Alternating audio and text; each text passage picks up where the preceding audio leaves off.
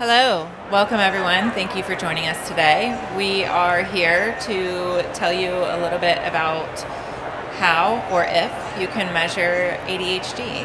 My name is Anna Brazili. I am with QB Tech for the past 4 years, and my background is clinical. So I worked in populations that were underserved, doing disability evaluations for Social Security. And in the years that I did that, I found that there was a major disparity when it came to ADHD care. There's no consistency in the way it is evaluated and managed. So I used that experience to fuel my passion to work with QB Tech to improve outcomes in ADHD by enabling clinicians with objective data. I'm here with Danielle Vaith, and I'd like her to introduce herself. Hi, Danielle Vaith. Over the last 12 years, QB Tech has been in the United States. We're a digital diagnostic platform that helps add objective data to the assessment process as well as to monitor treatment. Having talked to payers, health systems, patients, advocates, plans, I think what we see is that improvement around access, confidence in clinical decision making, ability to monitor treatment are all really important priorities. And yet, when we think about the mental and behavioral health scope, ADHD sometimes gets downplayed, if you will. And so we're here to start just by informing around why ADHD should be a priority. We will talk a little bit about what happens if we do nothing. We're going to review our evidence base. So we are FDA cleared, not just for diagnosing, but also monitoring treatment and why that's important. We're going to take you through what it's like to take care of those with ADHD, and actually, thinking about a case study of a kiddo who really cost the system over $1 million due to his untreated and undiagnosed ADHD. We're going to talk a little bit about replacing the guesswork and improving those outcomes, looking at a step care model and ways to make access a priority using objective data, and how we can actually measure ADHD treatment and do so objectively. I'm not sure if you are familiar with ADHD or not, and the scrutiny that is really been consistently ongoing, but it is an area that is both under and over diagnosed. It's been historically in children. And CDC data actually just came out a couple of weeks ago that showed that 15 million adults have been diagnosed with ADHD, and 60% of those have been diagnosed as adults. So 6% of adults actually have ADHD. So Anna, tell us a little bit about why is ADHD a priority in your opinion? So when ADHD is unrecognized and unmanaged appropriately, there are significant negative outcomes for patients. It goes beyond just symptoms. It goes beyond just school issues. It's development of other mental health disorders like anxiety and depression, substance use disorder, as well as physical health issues and additional ER visits. The cost to the system is massive when it is not managed appropriately from the start. And we can improve outcomes through doing a better and more thorough assessment from the start and measuring treatment as the patient continues throughout their life. No, I think that's really important because we think about how, right, and the what, and what is the impact overall. We'll take a step back just for a moment and share, our evidence base. So being at Health is really exciting because we get to hear and see so many different technologies, platforms, solutions, and seeing them come together, right? What solutions are they solving for both today but in the future? And one of the things that is unique about QB Tech is that we are actually FDA cleared. We got our first FDA clearance in 2012, so we didn't enter the US market until we had that FDA clearance. It was really important for our organization to ensure that if we were going to come to the US, that we had that evidence base, that we were able to say, in fact, and it was a de novo process. It wasn't easy, but I think it was something that was really important. And since then, we've had 2 additional FDA clearances. We are EMA registered. We are CE marked. We are NICE approved. So we just got a NICE approval just this last week. We have 40 independent peer-reviewed studies showing both our sensitivity and specificity, our outcomes measurements, and our ability to monitor treatment. And lastly, we are ISO certified. So one of the questions we were talking about with someone earlier was, SOC 2 or ISO, and we went with ISO just because it's more of a global standard, but I think different technologies take a different approach to that. Oh, wrong way.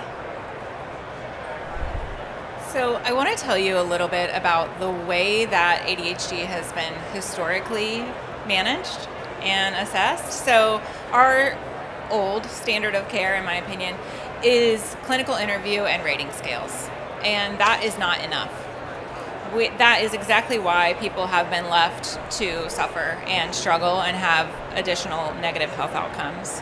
What we know is that when you add an objective piece like QB-TEX testing, you can increase both patient and clinician confidence in the diagnostic aspect of the evaluation, as well as you can capture more treatment response, in fact 50% more than with rating scales alone when you incorporate objective data.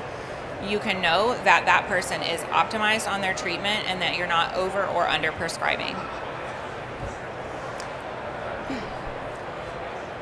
When we think about where we fit into the care pathway when we talk about some of these outcomes that Anna was just highlighting on the treatment response, some of the data that we were able to collect with the 74,000 patients within AHSN and led to our NICE appraisal is looking at things like improving wait time. So we are in nurse clinics as well as pediatric clinics and other subspecialty clinics. So first screener to say how severe is the patient in terms of their symptomology. Should we move them forward and up in the wait list? Should we then consider moving them towards a specialist, right? So how do we prioritize those types of things? So we see a 38% in reduction of wait list, 55% reduction in wait times. We see clinician assessment times reduced by 20 to 30%.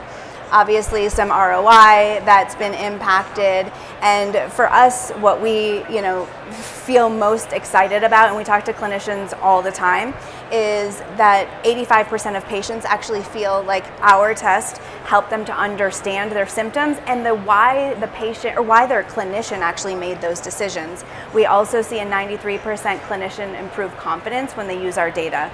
And so although this is NHS data, what we're hoping to commit here in the US, we're in 46 states. So we have a good footprint both in primary care and psychiatry, kids and adults 6 to 60. But we don't have this data at scale in the US. So this is something that we're really looking to partner with here in the States to help to expand on some of this data that we already know exists. So data is great. Patient outcomes are so vital. And so I was telling you about, we were going to talk about a case in this $1 million patient and what it costs to the system. Sometimes we will hear from payers, health systems, etc., that ADHD just isn't making the priority list. And so Anna had already told you what happens if we do nothing. But let me give you this very beautiful example of an unfortunate child. His name is Christopher, who was expelled in preschool. He was kicked out of elementary school. He consistently, there ended up becoming a pattern basically where he would, as he aged up until the age of 14, would continue to add aggressive, oppositional, defiant, even threatening behaviors that would get him into inpatient environments. So he would have an incident at school. The people in the inpatient hospital actually knew him by name. And they finally went to a pediatrician, Dr. James Wiley, out of Mobile, Alabama, and he is a specialist in ADHD.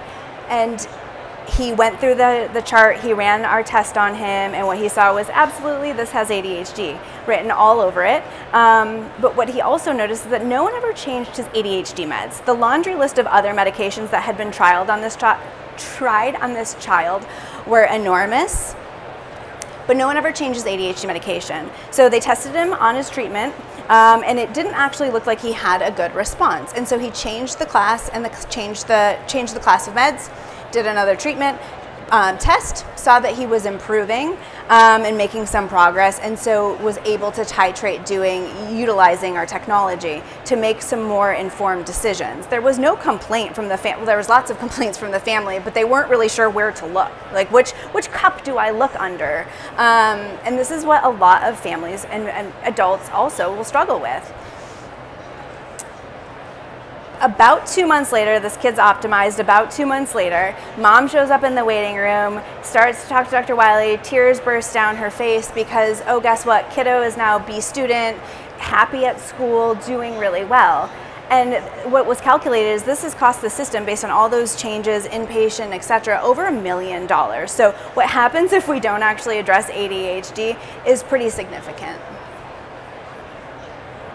So I want to tell you a little bit about what do we offer. So we are a medical device company. We provide testing that can be done in office and remote. So patients can take our tests from the comfort of their home. It measures all 3 core symptoms of ADHD. There's a computerized test that is visual in nature that captures data on attention and impulse control. And while the patients take that test, their movements are tracked. Through our web-based platform, we use Google's facial recognition technology, and we were actually the first medical device to use that to track movements. So you're getting data on all 3 core symptoms. That data is generated immediately after testing is done, which takes just 15 or 20 minutes. And that is compared with an age and sex-matched norm group, because we know symptoms look very different as one ages, and particularly between the 2 sexes. So on the piece of hyperactivity, we are the only ADHD test that measures hyperactivity, and we find that that's an incredibly vital piece of an evaluation when you are being thorough in your ADHD evals. So there was a study that was recently, last week, published around hyperactivity in females. Historically, we have thought that hyperactivity was only a problem for children and particularly boys. This data showed that actually there is an equal prevalence of hyperactivity in females as there is in males, yet it looks different. It is equally as prevalent. I want to show you what that looks like. So I have an example of a 7-year-old boy, and this is the tracking of his movement with our test for 15 minutes of testing. He was in the 99th percentile for hyperactivity. If he were in your office, you would probably have noticed that. Now, when we compare him to his non-ADHD peer, we can see that there's a huge difference in the way that they move. And yes, that might be obvious, and that's also why our males are diagnosed and recognized at a much earlier age than our females. When you compare that to an older population, and particularly females, it looks quite different. So this is a 16-year-old female. She had ADHD and hyperactivity as a component of her condition. When we look at her peer, another 16-year-old female without ADHD, visually you can see some difference, but it doesn't look nearly as starkly different as the 7-year-old male. But that's where the data comes in. That is the power. This patient is more hyperactive than 96% of her peers. That's a symptom that is overlooked in every single assessment, in person or telehealth.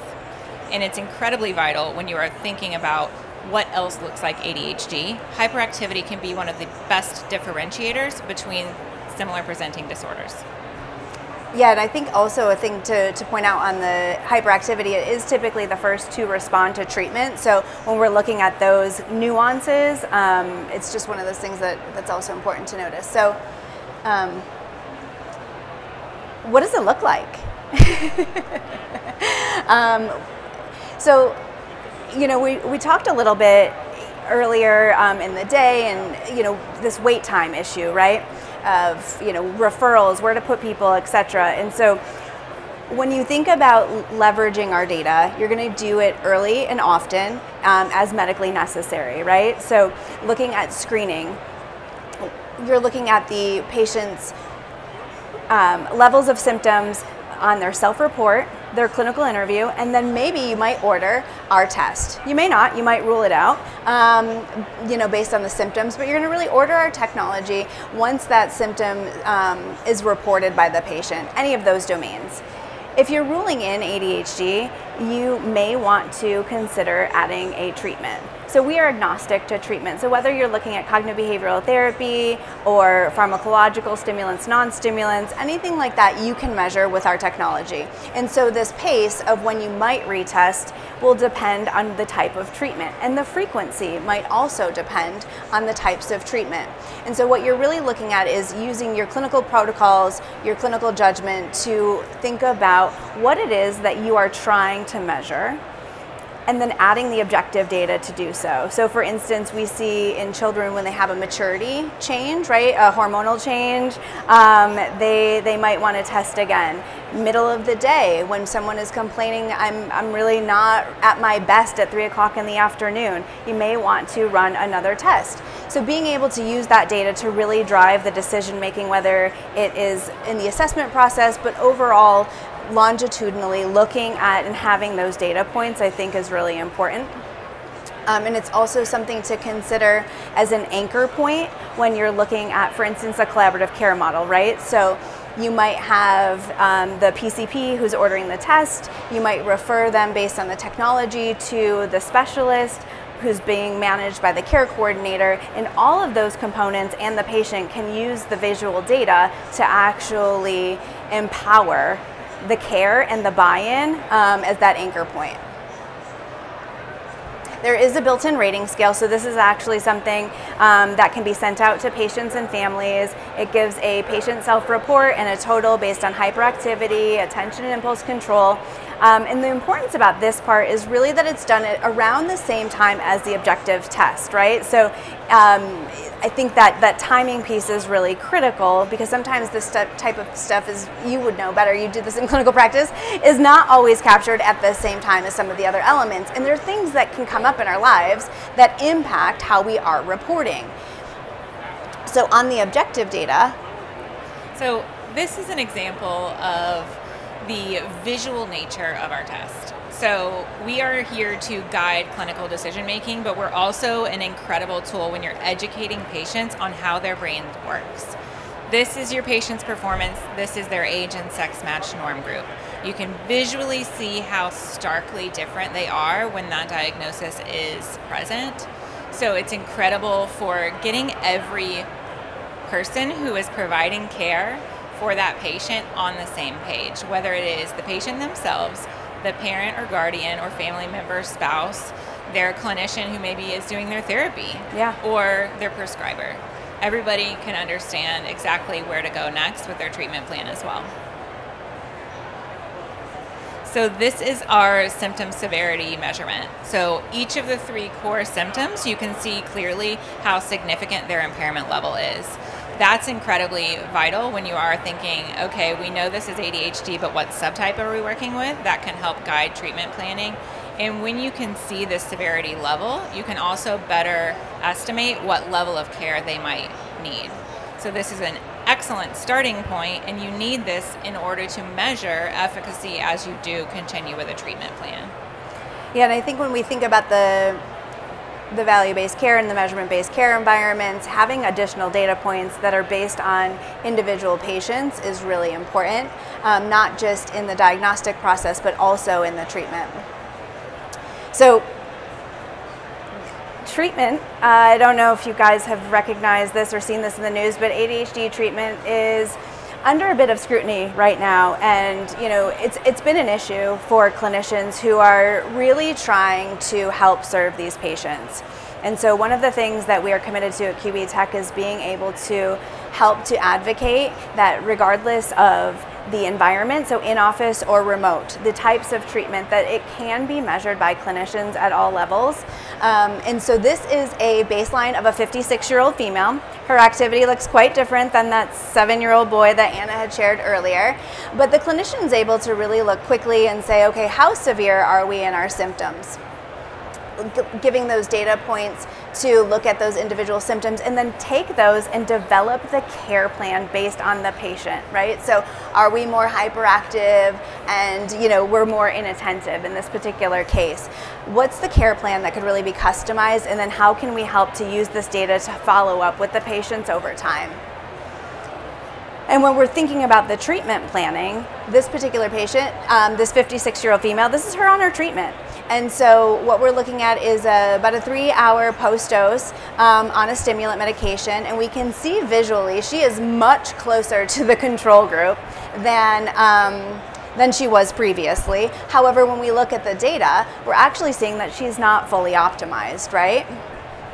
I think when it comes to the scrutiny around ADHD care recently, it's instilled a lot of fear in clinicians. Because of that fear, people are not being optimized. They're afraid of dose increases. And when you have data to support when it's necessary, that confidence level that, okay, this person actually does need an increase makes sense. You also have documentation so that you have safeguards around your prescribing. If you are doing it in office or remote, it doesn't matter. The spotlight is on treatment right now when it comes to ADHD. Yeah, no, that's a really good point. On a group level, so we just talked a little bit about the individual patient. So this is some data on the group level that was published earlier this year, looking at our objective data via online, at home. So patients taking our test at home, both baseline, which is the gray bar, and then at treatment follow-up is the green bar. And what we can see is a clinically significant improvement on treatment from their assessment test to their treatment follow-up. And so you are able to then export this data for your system and actually take that back, to those organizing bodies, to those who are regulatory and are looking for more information and more informed care, to say, okay, here is what we are doing, here's our protocol, and here's the data to back up that we are actually prescribing responsibly, and being able to really back that up. Wow, I mean, we're done, guys. So I think one of the things that we wanted to bring back and kind of end at is we're committed to this space. We actually help a group of clinical experts came together, pediatricians, neuropsychologists, psychologists, psychiatrists, patient advocates, parent advocates around this concept of ADHD and why it should be a priority. And the scrutiny that it's under. There's lack of an education from a clinician perspective, there's lack of equity, there's concerns around stigma, and we know that providers are really calling for an advancement in leveraging this type of data, right? So can we actually use this data to inform decisions and make bigger change? And so we would just invite you to, come talk to us. We are looking for potential health plan partners, hospital system partners to really take the data that we've already built on with those studies and the outcomes and join us on the journey here in the US. So. As a final question to you, ADHD, can you measure it? I think we showed it. Here's our contact information. Come see us at the booth, and thank you so much for being here. Thank you.